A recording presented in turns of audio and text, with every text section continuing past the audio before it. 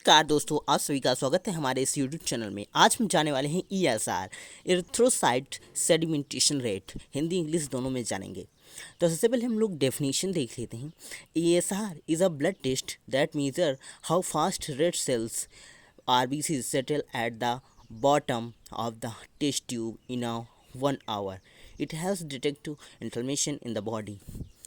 ESR क्या होता है कि इसमें हम लोग ब्लड 1 घंटे में कितना सेटल डाउन हो रहा है वो मेजर करते हैं इसमें। और ये कोई स्पेसिफिक टेस्ट नहीं है, नॉन स्पेसिफिक टेस्ट है। ये सिर्फ एक बड़े इन्फ्लामेशन की ओर इशारा करता है।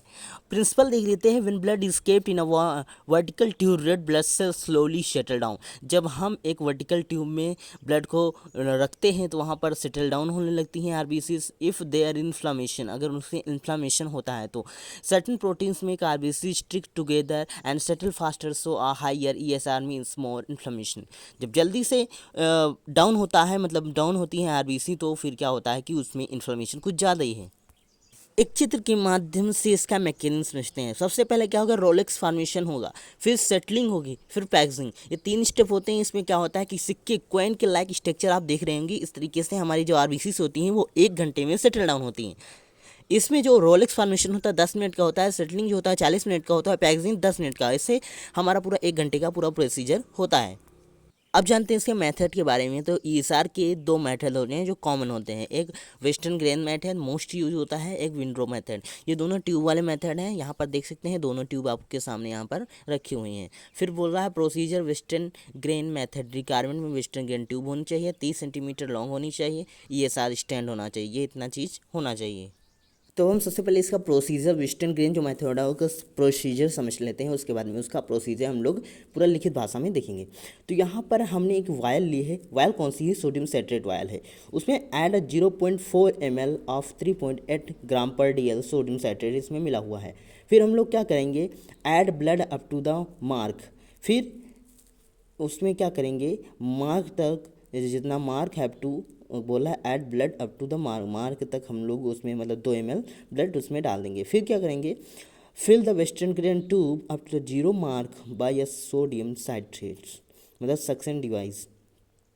जो लोएस्ट मार्क होगा हमारी जो वेस्टर्न ग्रेन ट्यूब होगी वहाँ तक हम लोग उसको ब्लड को फिल कर देंगे। कैसे फिल करेंगे, आप देख सकते हैं पाइपेट, HV पाइपेट वहाँ पर आपको दिख रही होगी। फिर उसके बाद में हम लोग क्या करेंगे, put the tube in a vertical position on the stand.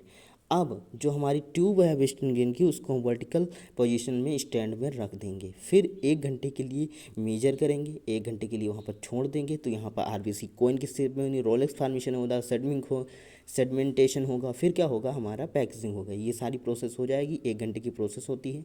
फिर read upper level of reds column after 1 hour. 1 घंटे के बाद हम लोग देखेंगे कि कितना आरबीसी डाउन हुई है और कितना ESR हमारा बढ़ के आया है। तो यही हम लोग ESR में मेजर करते हैं। ESR में क्या होता है, mm/आवर हम लोग मेजर करते हैं।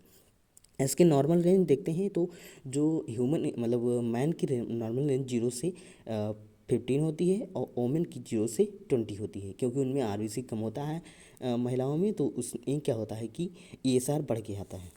अब इसका प्रोसीजर समझते हैं। Procedure Westergren method. Requirement में वेस्टर्न ग्रेन ट्यूब चाहिए, 30 centimetre long, ESR stand, anticoagulant blood mixed with sodium citrate. Step में mix 4 part of blood, 1 part of sodium citrate, anticoagulant. Fill the Westergren tube up to the 0 mark. फिर next step है हमारा, place the tube vertical in the ESR stand. फिर wait for 1 hour without shaking. फिर read the level where RBC has settled, the result in mm/आवर। तो यही थे हमारा आज का ESR। इसमें वेस्टर्न के मेथड के बारे में हमने पढ़ा। अगली वीडियो में हम लोग विंड्रो मेथड के बारे में जानेंगे, पढ़ेंगे और समझेंगे। कैसा लगा वीडियो कमेंट में ज़रूर बताना और लाइक सब्सक्राइब जरूर कर देना। Thank you.